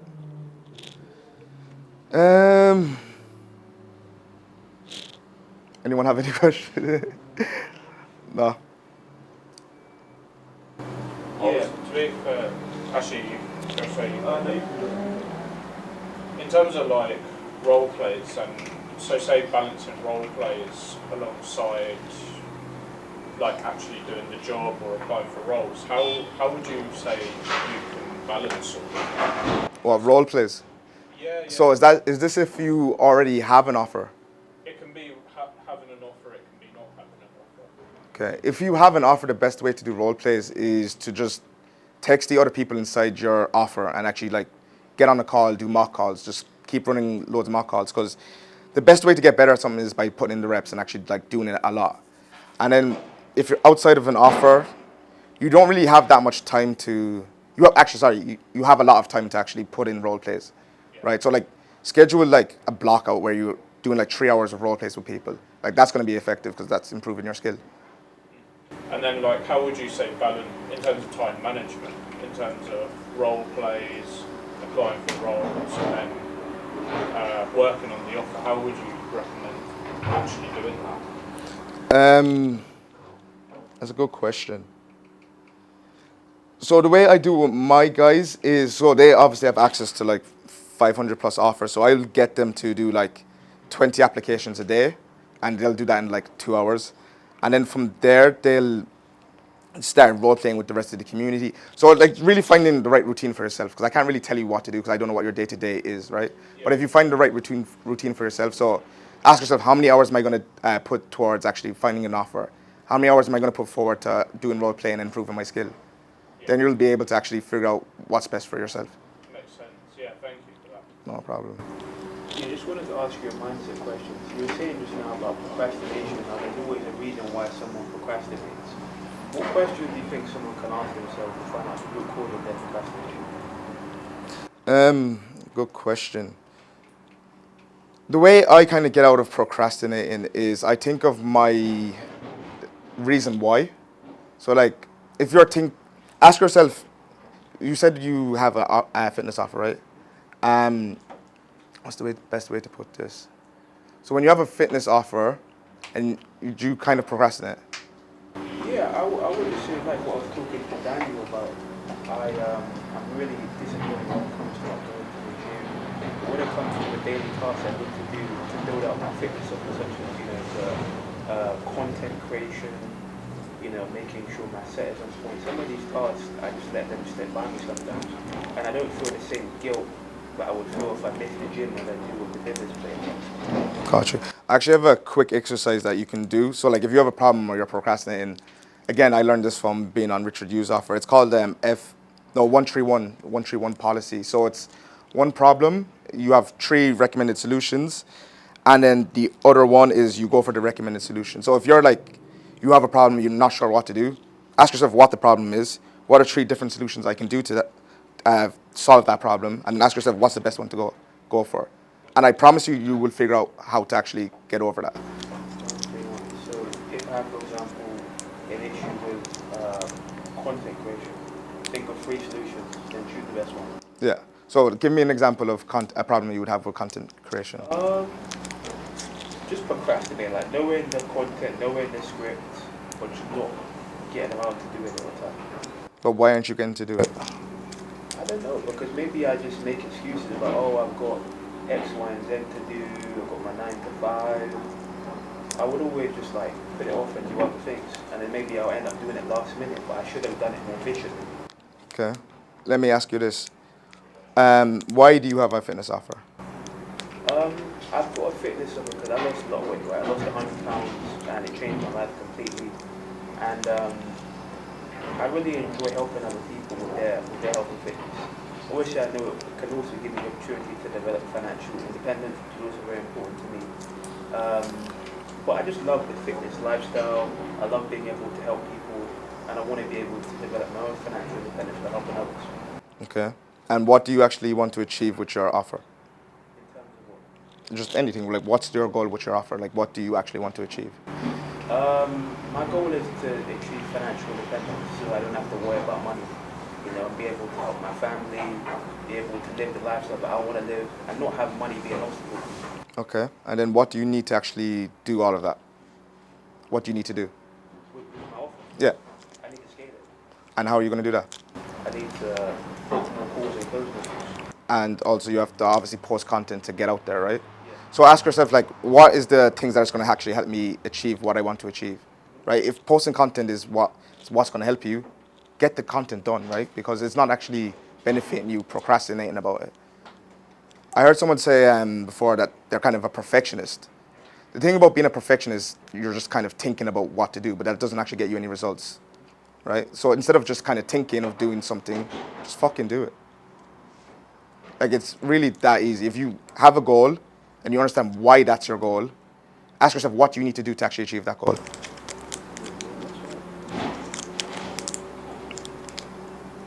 Answer your question. That's crazy because it's so simple what you just said, but like, you're right, like, the content is super key for me. So I need to like connect back to my end goal and see that this is actually how I'm going to get there. Right. Because in order for you to actually close deals, how's the only way you're actually going to get leads? Content. Right. So by you procrastinating and not actually doing the content, is your business going to be able to grow? So what do you need to do? Okay. But I've got a question. Because I had a point, but I don't want to make a point, so I want to hear your point. So the question is, internal excuses, external excuses. When you're aware of them, how do you treat them? the best way to treat them is to it's like being on a closing call, right? Where you're helping a lead to overcome something. The best way to actually treat a problem you're having is by taking a step towards it. So instead of like allowing it to like overcome you and like kind of procrastinating about it, ask yourself like, what can you do to actually get over that right now? Yeah. Yeah, that makes a lot of sense. I want to add to that as well. Yeah. So there's a Bible verse, right? That it's a totally different thing, but it makes a lot of sense. Which basically it says like, if your right hand causes you to sin, cut off your right hand. It goes that drastic. And I heard Paul Daly say it this way, which is like, if there's anything that's holding you back from doing the things you need to do, treat it as brutally as you cutting off your hand because it's causing you to sin. Meaning, if you have observed your life, you've observed your internal excuses, and it comes down to the point where this relationship or this job or this city or anything is the one thing holding you back, cut it off. That's how I see it. Yeah, Because you're at war with yourself. 100%. Because you mentioned your job. So I'm not going to tell you what to do, man. If your job is part of it, when you get everything out of the way, and if that's the only thing that's holding you back, I think it's worth just thinking, is that safety net that's holding you back from getting the things that need to get done. Because if I didn't have that, posting content wouldn't be as daunting as it is right now. Yeah. How many hours do you do in your 9 to 5? 40 hours, so it's 8 hours per day. Okay. 40 hours. And do you mind me asking, like, why do you still do your 9 to 5? Yeah, so I think, I guess like you were saying, just the safety net, because I had the job before, and then, actually, you know what, I actually started the fitness coaching before I had the job, but then I guess I got comfortable, I just started to like, not, do as much. Right. And I'll use myself as an example as well. When I got into setting, the first thing I did before even landing an offer was I quit my job, right? Because you have to be comfortable being uncomfortable, and people die in the comfort zone, right? So like you having that safety net is only holding you back. If you were to completely get rid of that safety net, that 9 to 5, I promise you're going to actually start putting in a lot more work, because by you not doing anything, that's not going to pay your bills. You're not going to be able to survive, right?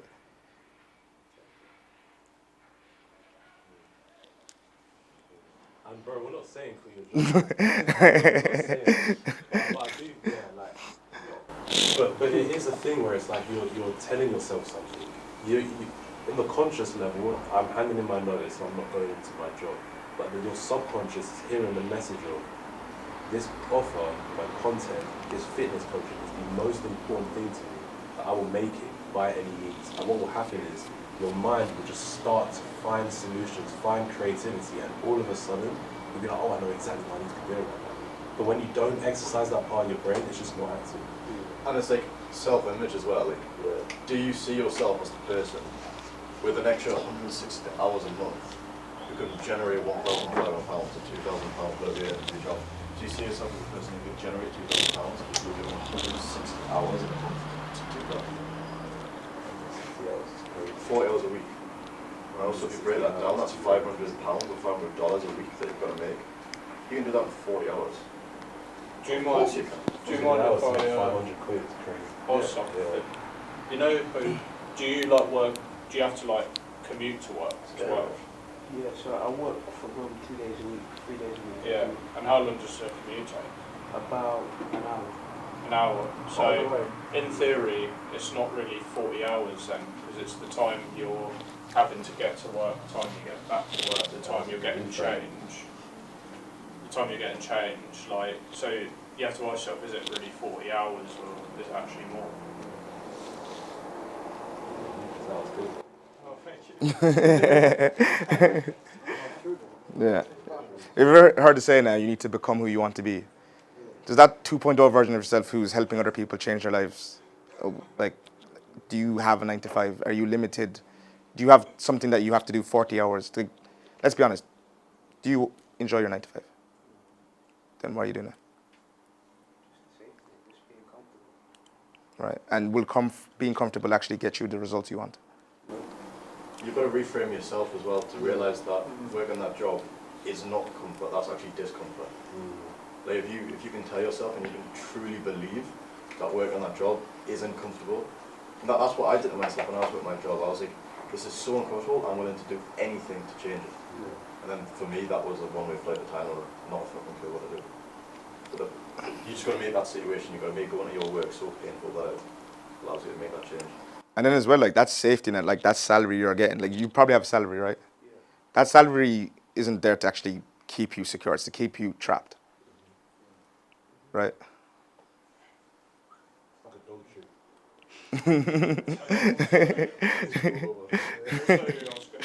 Well, like, it's the mental load as well, like you're just thinking more about the 9 to 5 job as well. It's not just the time, it's actually you're thinking about, I've got to get up for work, I've got to do this today. The energy bottle. Yeah, you have to like split your energy, business and your 9 to 5. This is all facts, yeah. Yeah. What do you think now? What do you think now? I never really thought about quitting my 9 to 5 before having the financial security from my fitness coaching. I never actually thought about that. I always thought that I would like get to a certain level where my income from the coaching exceeds my income from, you know, the 9 to 5. But hearing like what you guys are saying, it's making me question things. Because obviously I know a lot of you guys quit your 9 to 5 before you had the financial security. And that's, again, I never considered that. Because I just thought that would be risky, irresponsible. But It is. But it's that. Yeah, it is very risky, bro. Like, Think of it this way, like if you quit your 9 to 5 and really focus on your business and it didn't work, you can just go get another 9 to 5. Yeah. There's also opportunity cost. Yeah. It's like the time it's going to take you to scale your business now, and the hours of input you're capable of put in, versus how fast you'd be able to scale the business to the level you want to scale your business.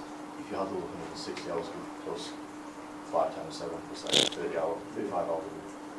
I think something that helped me a lot when I quit my 9 to 5, because I quit it last month, is I was watching listening to the podcast of Alex Hormozy and Stephen Bartlett, and he went into quite a lot on the podcast of what actually made him quit his job and start when he started. And it was like, I think when you're thinking of it, your brain just goes to the worst case scenario. So it's, oh, if I quit my job, I'm gonna not make any money, I'm gonna lose my security, I'm gonna not be able to afford food, I'm gonna be in poverty.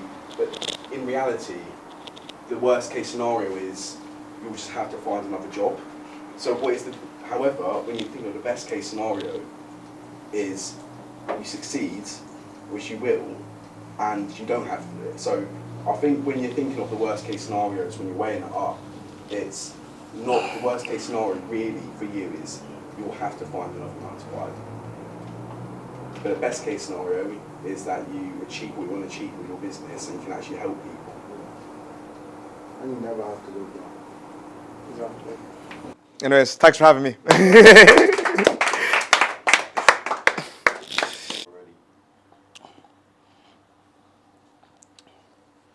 What is good, boys? So obviously a lot of you guys know me from being out here with you guys for the last week. But for the lovely people in the audience, a bit about me is I've been in sales for the last, you're talking year and 10 months. Started off as a DM setter, came through the ranks, worked as a closer, worked as a sales manager, built offers from the ground up, worked with some really, really big names in the space. You're talking Jacob Levenrad, you're talking Sam Millsap, Mamba FX. So when it comes to the sales side, when it comes to working with a big team, seeing how they operate, seeing how they deliver, I definitely picked up a lot, you know, for a fact. But what I wanted to do anyways is, because I've been talking to a few of you guys throughout the weekend, you're always asking these little questions on like, oh, what is it you do to actually operate different? Is it not just a Calendly or how can I say, a Calendly and a Slack channel or whatever? But I just wanted to break it down for you guys and show you the way that I like to see operating offers, okay? So we're gonna focus mainly on the sales operation side of things, so sales management, and I'll show you the 3 ways that I like to run offers. So there's 3 ways that I see, and all of them are super, super important. But in my opinion, there is one that really, really goes the extra yards when it comes to having a sales team operating at a really, really high level. And for your bit of how can I say, information background, I've worked with sales teams doing anywhere from, you're talking 6 figures a month, whether that's 100K a month, to teams that are doing over $1.5 million a month. So I've kind of seen the whole process from, you can say, teams at that level to teams at that level. So the way that I like to break it down is I break it down into 3 parts. So what we have is you have talent, okay? Because of, it's pretty self-explanatory. An A player, don't get me wrong, are they hard to come by? Of course, but an A player is the difference between you basically collecting cash or not. Whether that means you gotta train them, whether that means you gotta, how can I say, just bring them in, headhunt them, talent really, really does matter. So I wanna touch on that and how you actually go about finding A player talent. So let's put down talent here.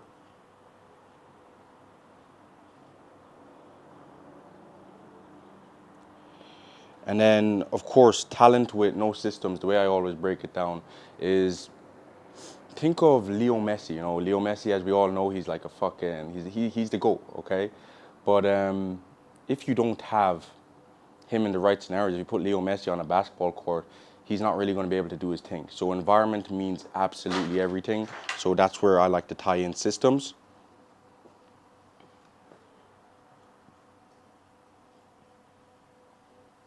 So we'll talk a little bit on that. And then the last part is going to be management. Because of, you can look at all the best players in the world. Look at Eden Hazard under Mourinho. Look at Eden Hazard under the best coaches that he played under. But then you see some people, it's almost like when they have someone else managing them, or there's like a different way that's not aligning with what it is or who they are as a person, they just flop. You know, it goes from being an A player to being a B player, C player, and it changes a lot. It changes a lot. So I want to talk a bit on management and culture.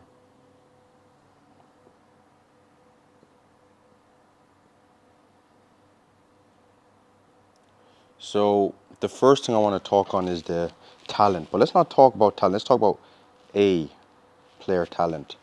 So the easiest way in my experience to actually get talent is, number one, is you have to be known in the space in some way. I'm not saying you have to have a personal brand with 100,000 followers. That's definitely not what I'm saying. What I am saying though is whether it's communities, whether it's you've been through coaching programs, whether it's you know people that run offers or whatever the case is, you need to know where to actually get these people from. So for example, for me, what I realized is I actually have a community just for reps. And the thing about this is people are like, why do you do that? You don't get paid for it.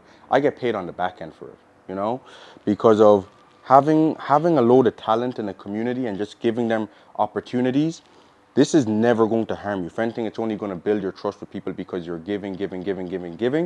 And then when you ask for something in return, they want to give it to you because of they trust you, they like you. So what I'm going to put down here is the ways to go about getting A player talent is, of course, have a freaking sick vehicle that they want to be in, okay? Something that sells itself. So a sick offer will attract people regardless.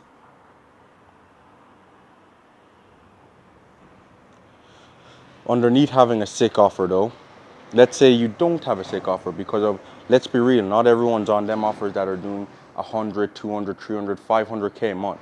So how do you then attract the talent, okay? And this, I don't want to say it contradicts what I'm saying about the A player talent, but it definitely is a bit different. So, bit of a story, okay? There was a time I was managing a team, okay? And from being known enough in the space, what actually happened is I had 2 reps. So I had a guy that was an absolute killer, proven, had multiple millions collected in the space, was able to get him on the offer, and I knew he would perform, but I knew as soon as things aren't going the way they're meant to go, because that just happens, that's the info space, you know, things are going to change, he's going to be able to jump on another offer. So what I done with the second rep is I got a rep that I knew was not going to be as good, but what he was willing to do, since I was the one that was training him, since I was the one that was giving him the ideologies, since I was the one that took the bet on him, I knew he'd stay with me when times got tough, and that's exactly what he done. So, as I said, A player talent doesn't have to come from hiring an A player off the bat. You can train them into A players, and that's exactly what I done. So what I'd say is, I want to word this, I'll say B talent sometimes is greater than A talent.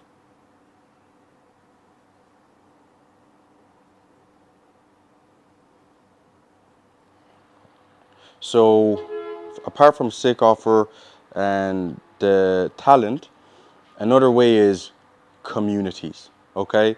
If you're in coaching programs, if you're in communities, this goes a freaking long way. Like I've spent so much on coaching just because of the people you get connected to. If I was to show you the people that I've talked to, the connections, whatever the case is, just from being in the same room as them, because realistically, why do they want to talk to me? There's literally no reason. But for me being in their programs, for me having access to talk to them on a daily, that opens doors. So I'm going to say coaching programs are massive.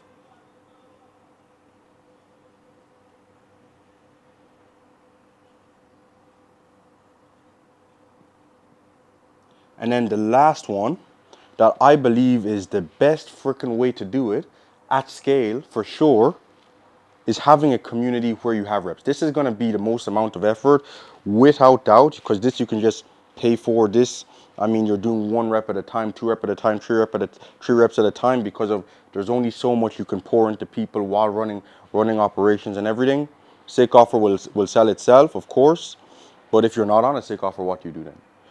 The easiest way to have a way to get all of these things at once is have your own community, where you literally just give reps opportunities from the people that you know, and from the, how can I say, opportunities that are going.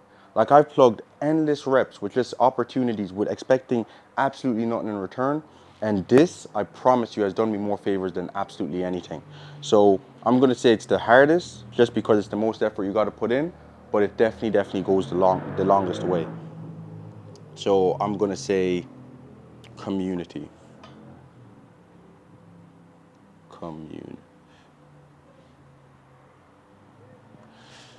So that is the sickest and easiest way, in my opinion, to getting a talent. And as you know, talent equals what?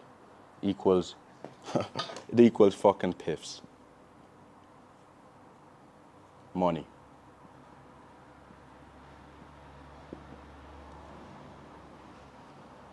%. This will always equal money. So that's the talent side of things. Now talking about the systems, okay?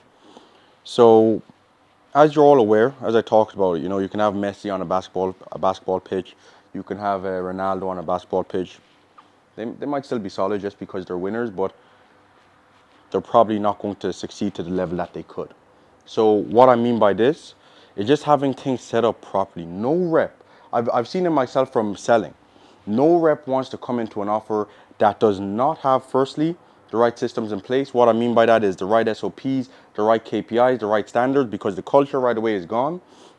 And with that, all they want to focus on is bringing in money. So the systems, you do not want reps, firstly, as I said, and I'll say again, coming into chaos.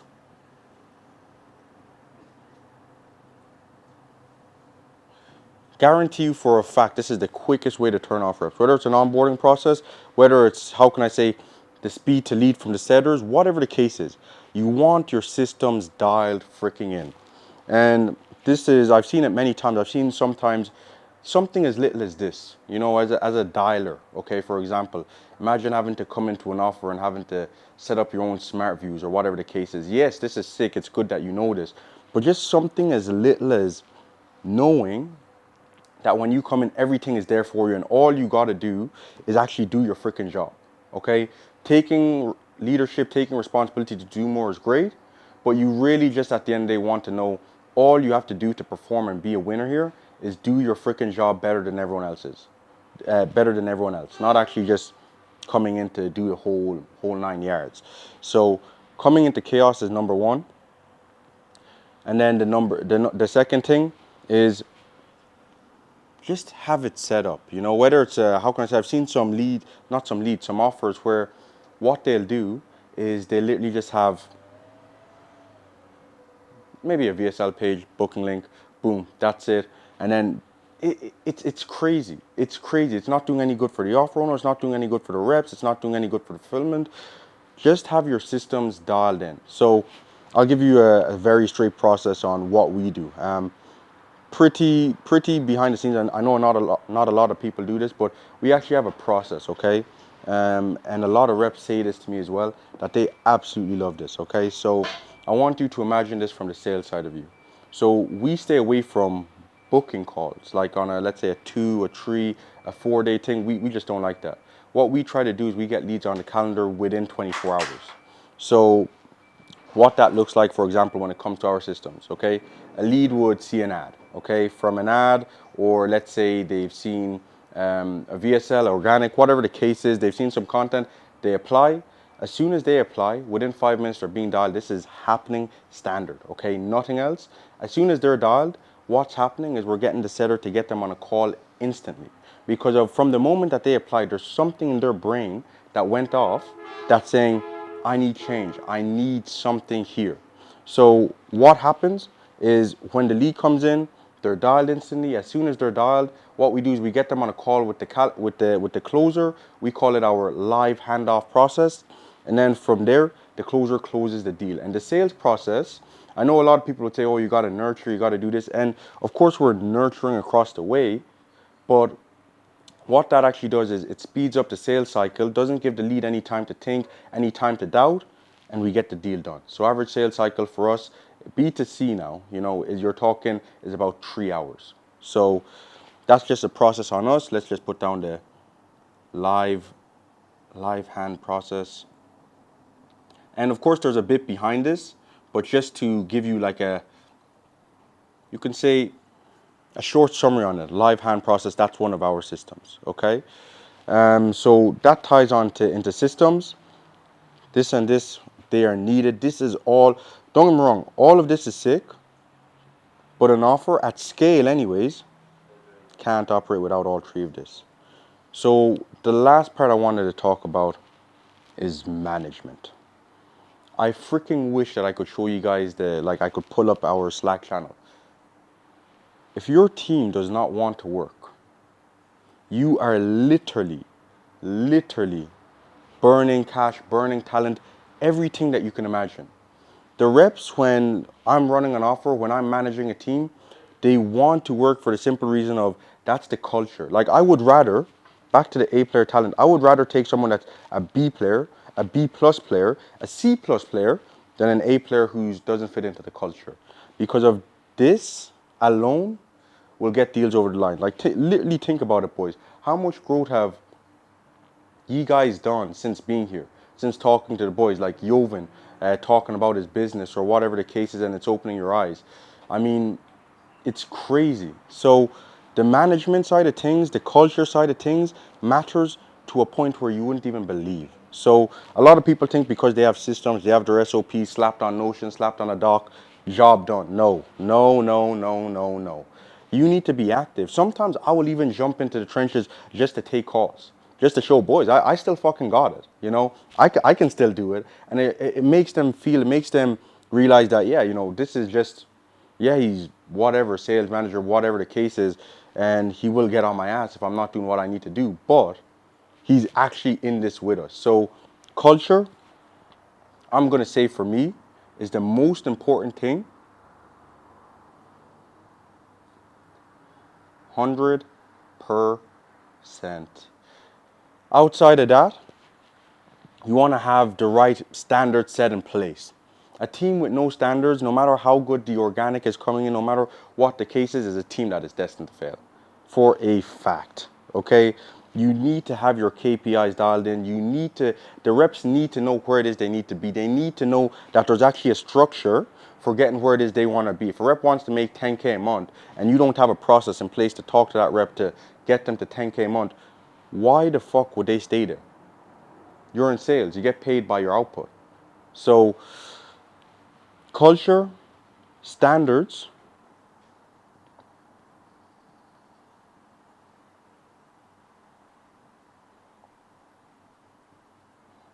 are massive. Let me put KPIs there as well.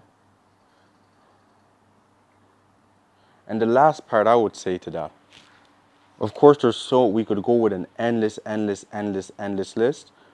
But the last thing that I would put there is you need to actually like these people, and they need to like you. Outside of the sales team, I can't, like the boys that are on the sales teams, they're my boys. Like outside of calls, we'll jump on, we'll chop it up for 20, 30, 40 minutes at night, whatever the case is, just talking about life. Because of, literally think about it. Who would you want to not impress, but not let down more? Would you rather let down someone that you don't really know, you don't really care about? Or would you rather let down someone that actually cares for you? Someone actually in your life that wants to see you win. Who would you rather let down? So that is absolutely freaking massive. So what I would say here is It has to be more than just sales. In my opinion, some people will disagree with me.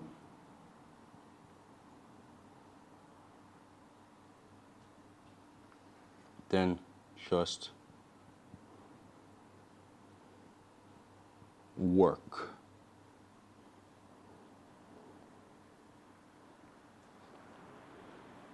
And in my opinion, this is all you need. Of course, don't get me wrong, what comes into this, training, what comes into this, of course you can say structures, tiers, whatever, commission structures, whatever the case is. But just off of the, how can I say, off of a basis, okay, off of, you can say, a foundation. This, I can guarantee, as long as the team has, because at the end of the day, sales management, yeah, we're going out there, we're, how can I say, we're making something out of nothing. But at the end of the day, we all know, we've all seen it. If an offer has nothing, absolutely nothing, there's nothing to sell. But having all of these things in place, I can guarantee you for a fact, if all of this is on lock, this is on lock, this is on lock, this is on lock, the offer is going to make money. The boys, the culture is going to be sick. You're going to enjoy actually doing it. It's not going to feel like a headache. And you're just going to win. Because these are literally your boys going to freaking war. So, yeah, that's all I really have for you guys. If it was me ranking this from scale of 1 to 3, what's most important? Just because I know one of you guys is going to ask me. Management, because of the culture. Then we're going to say the talent, because without talent, it's going to be pretty hard to get where it is that you need to be. And then the systems, like, and I know I'm putting systems at number 3, but that does not mean systems aren't important. Without systems, your business isn't going to flourish. But if you're just asking me, like, what can I take? Okay, if you were to give me a WhatsApp and just give me some phone numbers, management, talent. That's going to go further than, in my opinion, management and systems, talent and systems, whatever. Management, talent. But yeah, that's all there is for me, boys. Hope you enjoyed it. Hope you took away some nuggets. And yeah, that's all I got for you. Yeah. And do a quick outro, like, where can someone find you? Okay. And like, just thank you for watching, because your one's the last one. And am I talking to the camera or am I talking to the camera for this one? one. Oh yeah. So for you guys to be able to find me, you have any questions that you'd like to ask on sales management, whether it's closing, setting. I've been through like the whole process, whole process. So if you want to find me on Instagram, Junior Ankoma, double H at the end. That's Junior, Ankoma, HH. And then on YouTube, it's the exact same thing. And literally, let me know. I jumped on with a dude literally last week and changed the trajectory of his business. Not a penny wanted. Just if you have questions, let me know, and I'm more than happy to answer them for you guys. So I'm going to introduce Simon. He's got an agency based in Prague, and he's going to be coming on and he's going to talk to us about respect. Hey guys, thanks for listening to me. I just want to hold a quick talk about a topic which I think is pretty useful for everyone. Respect is shown in a lot of ways, but I think the most relevant one is being on time and respecting others' time, because we all work. We all are self-employed and our time is worth something. Sitting around somewhere, waiting for something, not knowing what is happening and why we're even waiting, I think just pisses off all of us. And it's never a good base for a relationship, for a friendship, to be pissed off at something all the time. You don't want to be the guy recognized as the one who's always late, or be described in one word, late. You always want to be the guy who stands by his word, who's on time, who gets respected and who gives respect. And I think that's something most of us have to think about a bit more on how to do it, what not to do. And yeah, I mean, it starts at being just on time, planning maybe 5 to 10 more minutes, being a bit upfront, because there can always be traffic, some red lights, some crash right in front of you. So you'd rather be 5 minutes early than 20 minutes late, because everyone waiting for you will just be pissed. And the thing is, we're all here to connect, to build new connections, and no one wants to be seen as having a lack of respect to the time of the others. That's why I think we all have to be a bit more essential to the time that we let other people wait. Also, the same goes for replying to texts. That's also something that I recognized in the network. A lot of people in the beginning when I joined texted me and got into a conversation, but always took 2 days to reply, which just pissed me off. So, I mean, they never really got a conversation started because I always had to wait 2 days for a reply, which is just, I don't know, I'm just not interested in it anymore if I have to wait this long just for a reply. I don't owe anyone anything. I have this rule, which maybe all of you, I think all of you can introduce in your life as well. If something takes less than 5 minutes of your time, do it right now. Not after going to the toilet, doing anything up front, do it right now. If it's just replying to the text, if it's just looking up the calendar, finding out some date, just something that someone has asked for, do it now and don't do it later. Because get used to doing something later, then you just miss out on it, you forget about it. You forget about sending the text, just replying, and everybody else is just waiting for it. Somebody's asking, which time are we going to meet for the restaurant? Which time did you reserve the table? And you reserve the table at 8, it's 2 p.m. right now. You say, okay, I'll reply later to him. And at 7 p.m. you'll text him. He takes in half an hour to get ready. He'll be late. Everyone will be fucked up. So why not do it right now? Same goes for things in business. There are a lot of things that can be done quickly that just don't have to wait. Respecting others also goes above respecting time. It also goes about being honest and not trying to be kind. I know Isaac will be probably pissed off about the things we told him, but we didn't mean it in a bad way. We all tried to help you in a sense. And even if you took it as a personal offense, nobody of us meant it that way. But I think that's also an important point of being honest, not saying, yeah, I appreciate it, I really value what you did. If you just have a different viewpoint on it, just say it, be honest, because that's what helps the people the most. Also negative feedback. I mean, we all have 1,000 people at home saying, oh, you're the best, you're so kind, you're so great. We don't need more of them. What we need is constructive feedback, people saying what hurts. There are a lot of people, a lot of things in life that show respect, that also show that you give someone respect. For example, if you're in a restaurant, the water comes, you don't give yourself water first, you always give the other ones water first. If you sit here listening to someone, you don't wear headphones. Just small things like this. Maybe you don't mean it personal, but they get recognized as something personal. And it always throws a bad light on you for not giving the people the respect, even if you don't mean it that way. But it's just the small things that you have to keep an eye on. Getting back to being honest, I think it's hard for a lot of people to go against somebody, tell him their opinion, even if you're like, there are 4 people right in front of you saying A, you say B, stand up for yourself. Why not? I mean, even if nobody agrees in the end, you're just giving them a reason to rethink their decisions, to get another viewpoint. Like Daniel, we had a long conversation about relationships and we see a few things quite different, but I really appreciated the long talks that we had and rethought everything that I do, the way I do it. Yeah, it helped me a lot. I didn't think a second of it is lost, even though we didn't come to an agreement. Or, I mean, we came to an agreement, but we are still not the same opinion. Being honest and showing your opinion, saying your opinion, also shows your mental strength and your character, even though somebody will be pissed off. Maybe Isaac will be pissed off at us, doesn't like us as much anymore. We've been honest to ourselves. We've said what we wanted to say. We tried to help him. I think that's what it's about. You can't be friends with anybody. You can't be loved by everybody. I think being recognized as real and honest and authentic is the most important thing about it. Being recognized as someone who's just kind or lazy or late. I mean, most of these people are fun. We're all making money online. We're trying to make more money. We have enough fun people in our lives. We need more serious people who give feedback, be honest, step on our toes, because that's what helps. And that's what helps us grow. Yeah, I think that's it. If you have any further questions, go ahead. There is also a saying that my MMA trainer used to say all the time. He said, halt dein Wort oder halt deine Fresse.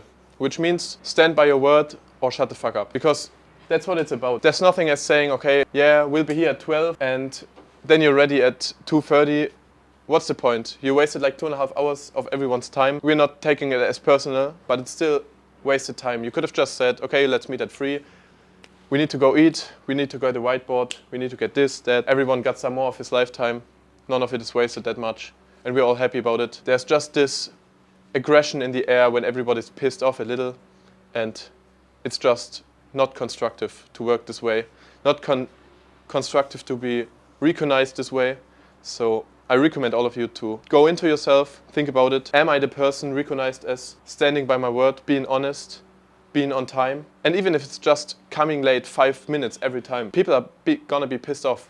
I got friends being late every fucking time just by 5 minutes. But I know they're gonna be late and I'll be there and I know I have to wait 5 minutes now. And it's just annoying, it's just annoying. You're always losing out on friendships, losing out on people that value their time enough not to waste their time waiting for you. So I hope it helped all of you. I hope you can use the things I told you, introduce them into your life, maybe get a step better every day, and use the 5-minute rule as a baseline for things to be optimized in your life.